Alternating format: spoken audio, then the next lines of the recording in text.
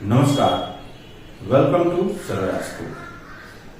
आज बात करते हैं ग्रहों के सेनापति मंगल और सुख के कारक, भोग के कारक शुक्र के बारे में। जन्म पत्रिका के अंदर मंगल और शुक्र की युति या त्रिकोणगत संबंध जातक को ज्योतिष शास्त्र में कहा गया है व्यभिचारी योग के बारे में कि ऐसे व्यक्ति व्यभिचारी होते हैं।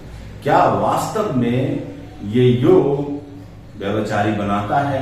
अगर बनाता है तो कुंडली के किस भाव में जाने से ये ज्यादा पीड़ित हो जाते हैं और किस ग्रह के संबंध में आने से ये योग ज्यादा ही प्रभावित हो जाता है। तो इस विषय पे आज मैं आपके साथ विस्तृत चर्चा साझा करूंगा, तो वीडियो के अंत तक जरूर बने।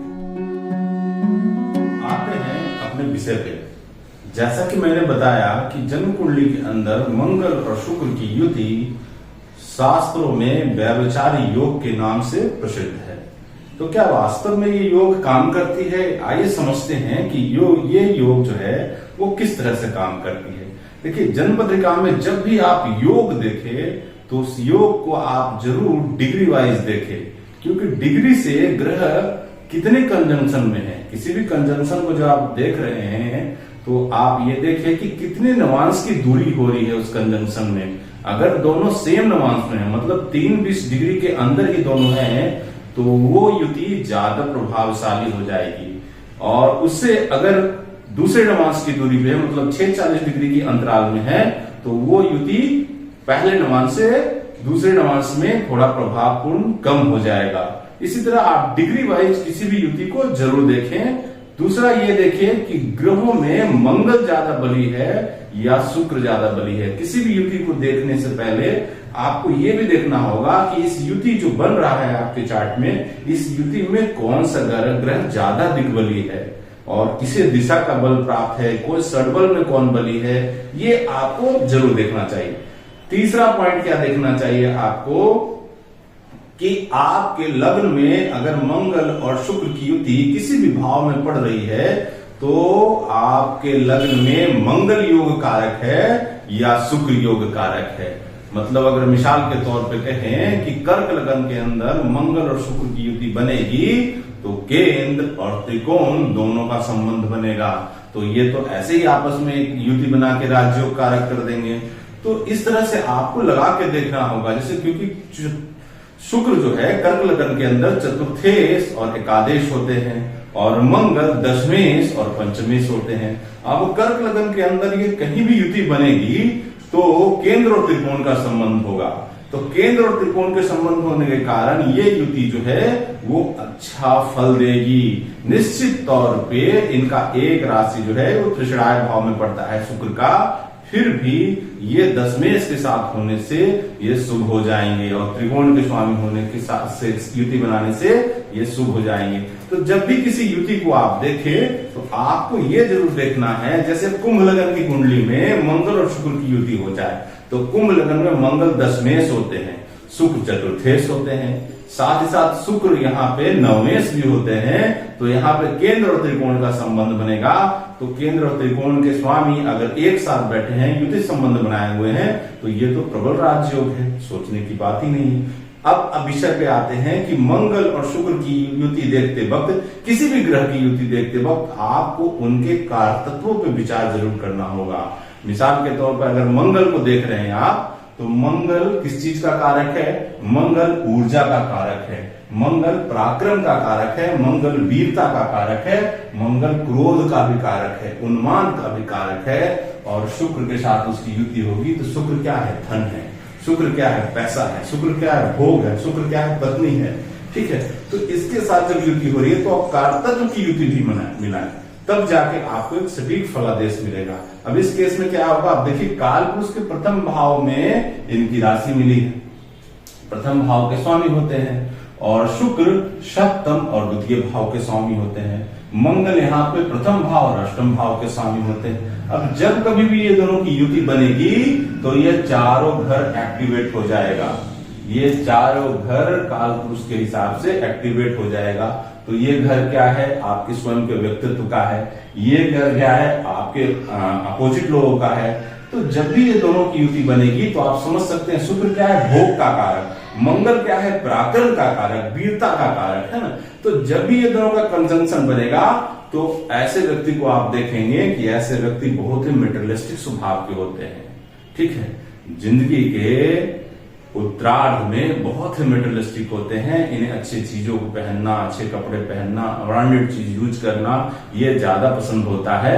अगर शुक्र की डिग्री ज्यादा है तो मंगल से, ये जरूर देखें आप, अगर शुक्र मंगल से आगे जा रहा है तो, लेकिन अगर शुक्र पीछे है और मंगल आगे है तो मंगल की चीजों में ज्यादा प्रोमिनेंट देखेंगे ऐसी चीजों को, ठीक है। तो जब भी कार तत्व आप लगाएं तो ये जरूर देखें कि किसकी डिग्री ज्यादा है। जो डिग्री वाइज ज्यादा होगा ग्रह वो उसके कारकत्व बढ़ जाएंगे। साथ ही साथ आपको भाव भी देख लेना है, किस भाव में युति बन रही है। मान लीजिए तीसरे भाव में मंगल और शुक्र की युति बन रही है तो तीसरे भाव में शुक्र का क्या काम, मंगल का काम है भाई, मंगल उसके कारक कहलाते हैं। तो यहाँ पे क्या हो जाएंगे, मंगल को बल प्राप्त हो जाएगा शुक्र के बलिष्ठ पर, ठीक है। तो यहाँ पे मंगल का कारकत्व तो ज्यादा बढ़ जाएगा।